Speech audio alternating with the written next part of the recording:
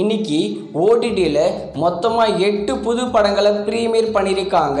Double ஐ smart இந்த படம் Amazon பிரைமில் Tamil டப்பிங்கில் அவைலபிளாக இருக்குது. அடுத்ததாக இருள், இது ஒரு மலையாள மூவி. ஃபஹத் ஃபாசில் லீட நடிச்சிருக்காரு. ஆஹா தமிழில் ப்ரீமியர் பண்ணியிருக்காங்க. அடுத்ததாக வாஸ்கோடகமா நகுல் இந்த படத்தில் ஹீரோவாக நடிச்சிருக்காரு. ஆஹா தமிழ் மற்றும் அமேசான் பிரைமில் ப்ரீமியர் பண்ணியிருக்காங்க.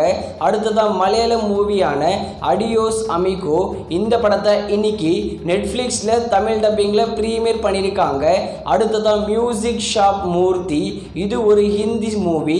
இந்த படம் அமேசான் பிரைமில் தமிழ் டப்பிங்கில் அவைலபிளாக இருக்குது. அடுத்ததாக ஹிந்தி மூவியான கில் இந்த படம் சூப்பராகவே இருக்கும். இந்த படத்தை ஹிந்தி லாங்குவேஜில் மட்டும் ஹாட் ஸ்டாரில் ப்ரீமியர் பண்ணியிருக்காங்க.